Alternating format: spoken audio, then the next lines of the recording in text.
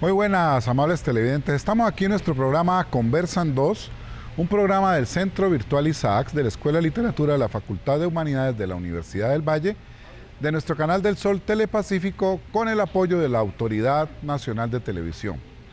Hoy vamos a entrevistar a uno de los grandes músicos que tiene este país, un hombre joven, una revelación, que ya tiene muchos años en la música, José Aguirre, compositor, trompetista, arreglista, muy conocido por sus trabajos en el grupo Nietzsche, ahora tiene una gran big band, y no vino a nuestro estudio, sino que nosotros fuimos al estudio de José Aguirre y vamos a tener una entrevista muy especial sobre cómo compone y la concepción y la poética musical de José Aguirre aquí en Conversan 2. Estamos aquí, Conversan 2.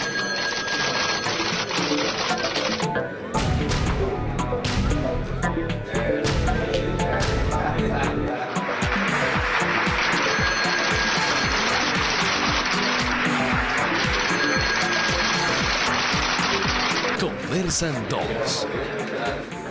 Bueno, aquí en Conversan 2, con esta gran revelación de la música colombiana, el trompetista, arreglista, compositor José Aguirre, estuvimos con él en el estudio y lo primero que le preguntamos era un hombre que trabaja en muchísimos proyectos, tanto nacionales, locales como internacionales.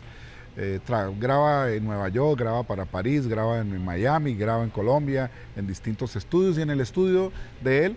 Y entonces queríamos preguntarle de inicio a José, ¿qué está haciendo ahora? Yo ando trabajando en varias cosas. Hay unas cosas de índole comercial y unas cosas ya, digamos, personales que son más de la pasión mía, pues, de la música y tal. Estoy trabajando actualmente con la compañía Top Stop Music de Sergio George en Estados Unidos, con la cual estamos produciendo artistas como Marc Anthony, como Luis Enrique, India, el más reciente proyecto que se llama Salsa Giants, que es digamos, una Fania moderna de la salsa. Ahí estoy convocado yo y grabamos un DVD en el Festival de Jazz el año pasado en Curazao. Por ese lado pues estoy haciendo ese tipo de proyectos, haciendo arreglos y grabando. Eso se hace en Estados Unidos. Aquí en este estudio pues hago algunos trabajos para una compañía que se llama Luz África, que es una compañía obviamente africana que tiene sede en París y que se especializa en hacer world music. Entonces yo estoy trabajando con ellos, me conocí a través de Yuri Buenaventura en una grabación que le produje a Yuri en La Habana en el año 2009 o 10, no estoy seguro.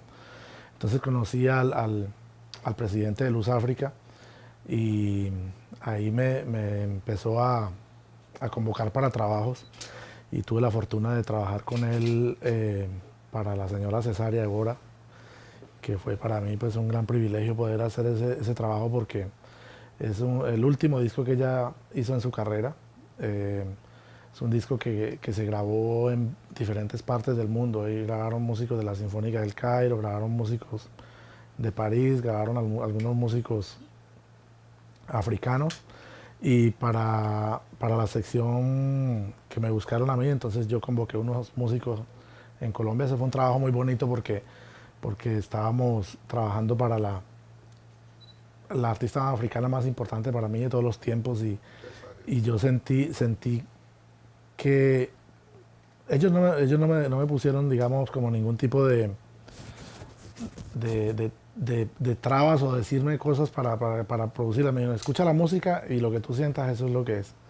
Esa gente tiene una percepción y una sensibilidad muy tenaz con la música, entonces no le están poniendo a uno ataduras y cosas. Entonces fue muy bonito porque sentí como si estuviera produciendo a alguien del Chocó, a una cantadora del Chocó. Yo sentí eso y empecé a pensarlo así, de esa manera, y logramos un trabajo lindísimo que la disquera quedó feliz y la señora Cesaria también. Después hice un trabajo con ella también, murió Cesaria y la disquera hizo un trabajo póstumo el año pasado en el que tomaron unas canciones de maquetas que ella había dejado en estudio, demos, mandaron las voces de unos tracks para mí y también igual a varios productores en el mundo, entonces también escribí unas cosas allí, eso estuvo nominado a Grammy americano y todo eso, pues muy interesante también. Entonces por el lado de Luz África estoy muy contento trabajando porque hago mucha música con bandas africanas y con bandas también de las islas de Martinica, de todas esas islas y me mandan trabajos muy interesantes, entonces estoy muy contento. Por otro lado, pues hago las cosas de aquí. Estoy terminando ahora un álbum grande de la Cali Salsa Big Band, en el que me di a la tarea de retomar los clásicos más importantes de las big bands, de la música que empezó a llegar aquí a Colombia por el puerto de Buenaventura desde los años 40. Recopilé una cantidad de canciones y unas instrumentales, entonces estoy terminando ese trabajo, lo empecé el 2 de enero. Esa más o menos es un panorama de lo que estoy haciendo, aparte de las cosas de artistas nacionales a nivel comercial también, ¿no? Bueno, con José Aguirre en su estudio quisimos saber un poco su trabajo musical. ¿Cómo es, por ejemplo, la relación de sus temáticas con las melodías que él crea? ¿Cómo es ese proceso de improvisaciones?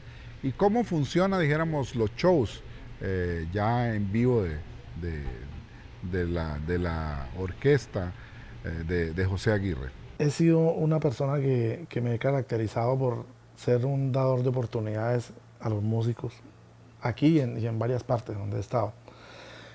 A mí me gusta mucho la experiencia y trabajar con músicos de experiencia pues siempre es una garantía. Pero en Cali está sucediendo algo muy interesante con los músicos jóvenes y es que está habiendo un movimiento impresionante de los músicos en la salsa y el jazz más aún.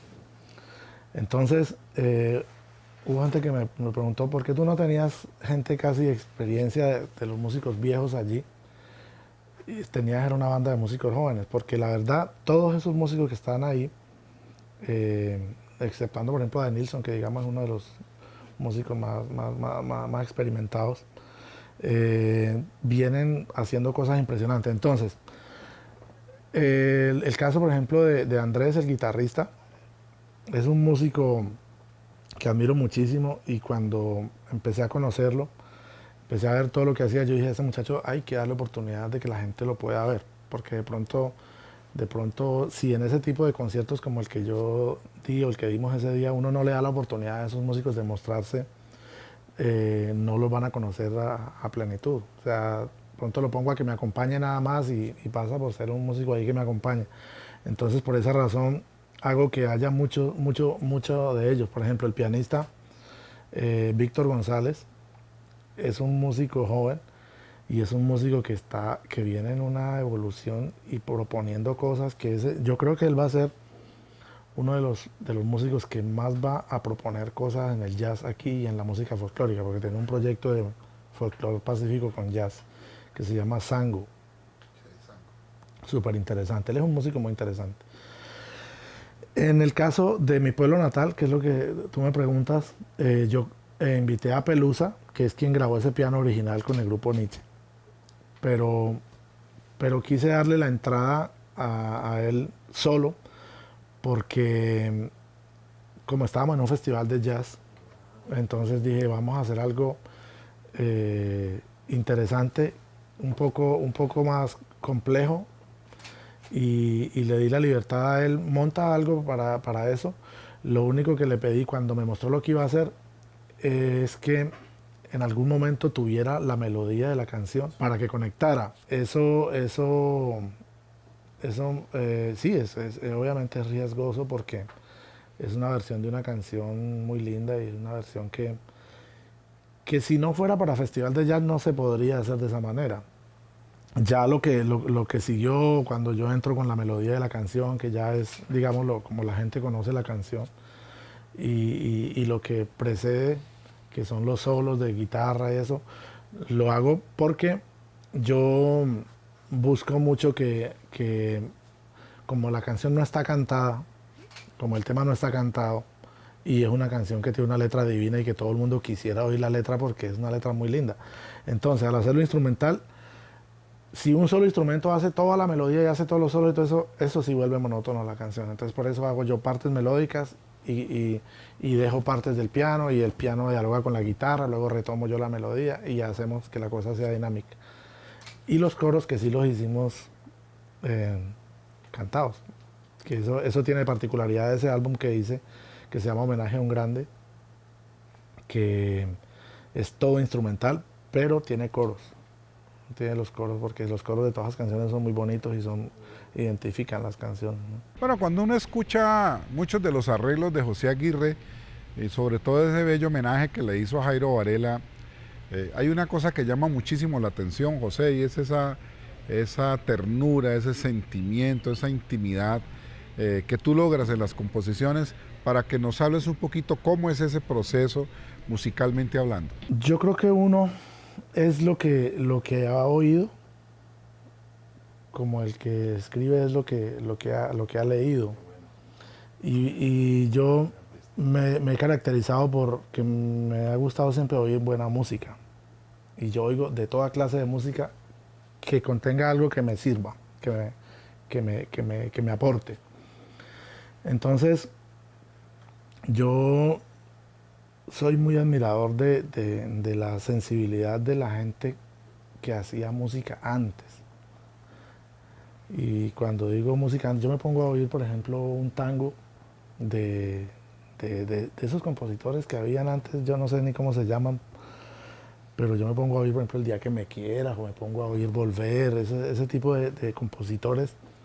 Y esa gente tenía la sensibilidad tan tenaz que yo siento que eso me llama mucho. O sea, yo creo que a mí me formó mucho eso, desde niño escuchando buena música, porque cuando me pongo a hacer adaptaciones, esas adaptaciones, por ejemplo, de Nietzsche, armónicamente hay muchísima más riqueza que en las canciones originales. ¿Por qué? Porque las canciones originales son más básicas, porque eran canciones que estaban concebidas para un público comercial de salsa.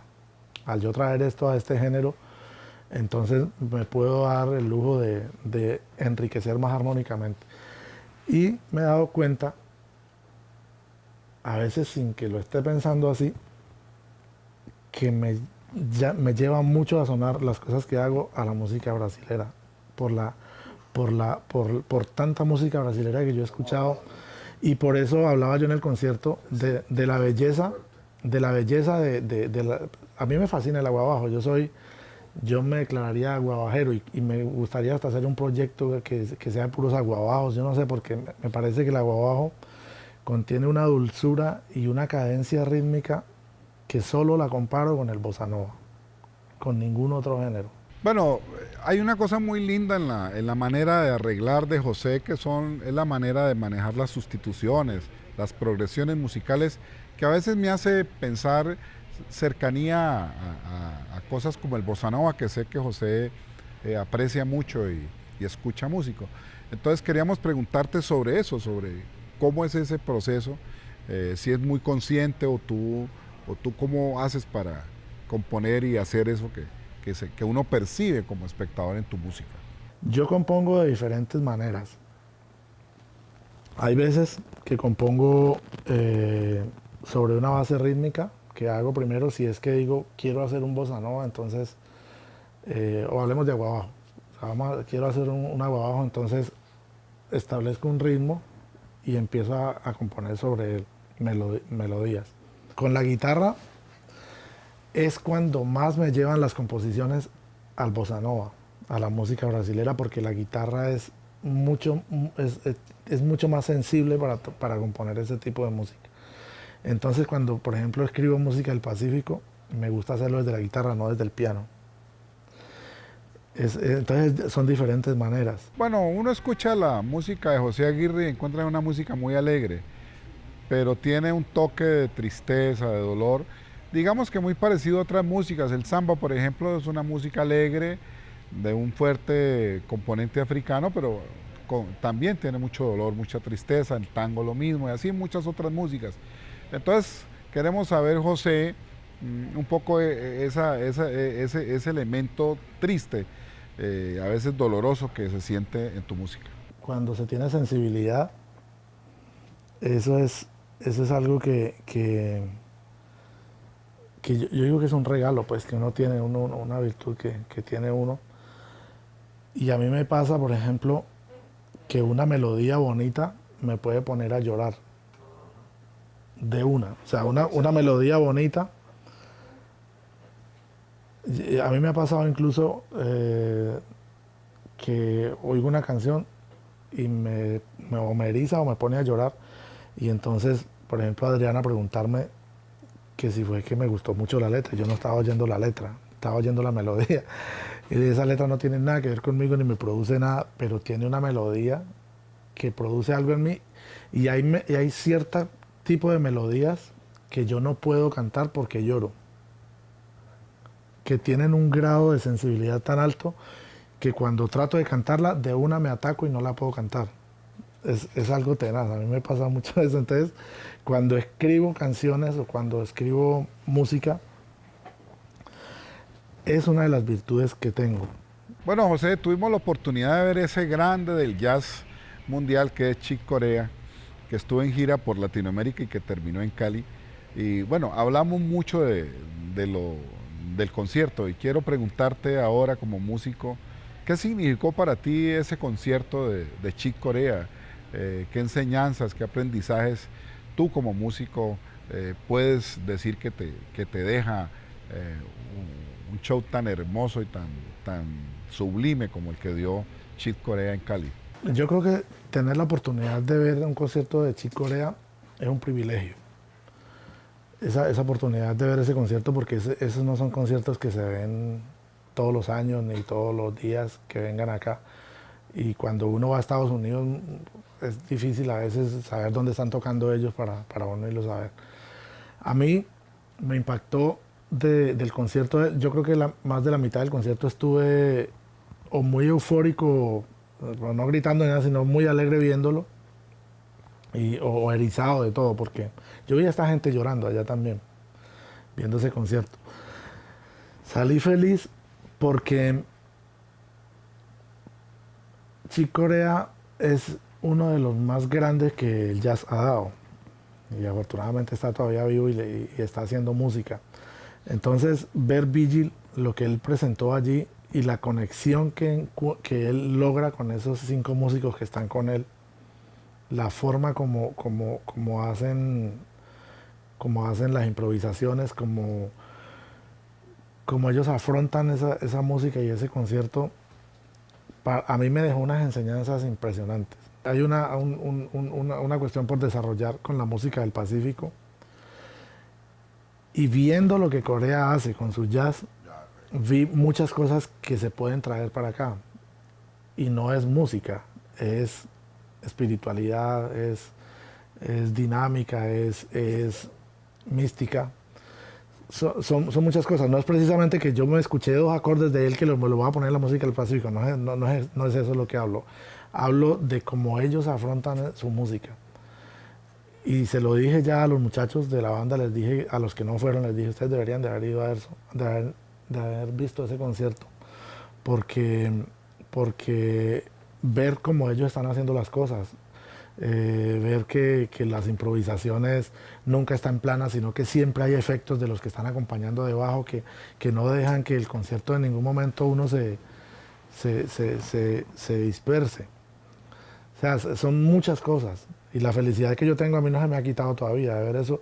Y salí con muchísimas ganas de hacer más música, porque ver a ese monstruo que ni siquiera uno decir ya que es marciano, ese es de Saturno, por allá, esos planetas de más abajo, más lejos. Entonces eso para mí, a mí me enriqueció demasiado, y eso fue lo que le manifesté al doctor Henao cuando salí del concierto. Me gustó muchísimo. Bueno, José, está en auge la música del Pacífico. Ya llevamos 2 décadas donde ha ido ganando presencia y proyección, no solamente regional, sino nacional e internacional. Y tú estás haciendo cosas muy interesantes en el formato de jazz con la música del Pacífico. Quiero preguntarte musicalmente, ¿qué potencialidades, qué futuro, qué desarrollos le ves a esta música del Pacífico colombiano? Para mí es el pulmón de la música en Colombia y en Latinoamérica en este momento. O sea, está todo acá. Lo que pasa es que no ha tenido, digamos, las propuestas necesarias como para que empiece a darse un movimiento mucho más grande. Yo creo que ahora es que está todo el mundo despertando a eso, porque incluso músicos como Jairo o como Alexis, ellos hicieron cosas, pero pararon ahí, como que no siguieron. Alexis, por ejemplo, ha dejado un camino trazado para la música comercial del Pacífico, para hacer que sea más comercial y pueda tener mucha como movimiento comercial en la industria. Alexis estableció cosas allí, porque Alexis definitivamente es un músico muy conocedor, porque él es de allá, él es chocuano y siente eso y lo ha vivido desde niño. Jairo hizo un poco menos de cosas, porque Jairo estaba más en la salsa y de pronto yo siento que el que lo llevó a hacer un poco más de cosas del Pacífico fue el mismo Alexis. Cuando Alexis demostró con cosas que hizo que podían gustarle a la gente y que podían ser comerciales, Jairo se atrevió a hacer un poco más. Pero yo creo que es Alexis el que ha dado eso. Ahora, desde el punto de vista del jazz, hay gente proponiendo cosas y creo que todos tienen como cosas muy válidas. A mí me gusta mucho lo que hace Víctor con Sango. Y yo voy a empezar a hacer ahorita, ya desde la Big Band mía y desde el proyecto de jazz como trompetista, a hacer unas propuestas diferentes, que más o menos es lo que vimos ese día en el concierto de Hallazgo. El pulmón está ahí. Creo que la riqueza rítmica que hay es impresionante. La dulzura de los ritmos y también el swing de los ritmos que son más rápidos está ahí. Y está algo que es muy importante, y es ese dolor que tú decías ahorita, ese dolor que hay en la música de las negritudes, que ellos lo cantan. O sea, es un dolor, pero que es alegre. Bueno, hemos hablado desde el estudio de José Aguirre sobre su obra, sobre sus trabajos, sobre la concepción que él tiene y la perspectiva como él mira nuestra música. Creo que nos ha mostrado un proceso muy interesante y que llena de mucho orgullo a esta región tener ese proceso musical que se está dando en nuestra ciudad, en nuestra región, y que va a tener mucha repercusión nacional e internacional. Nos vemos en una próxima oportunidad aquí en Conversan 2.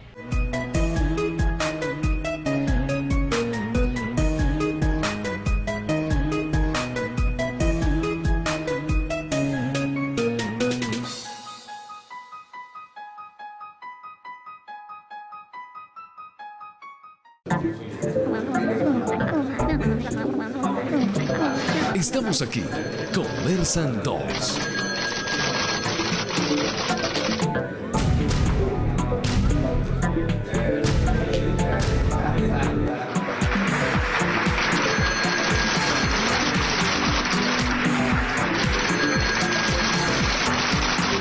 Conversan 2.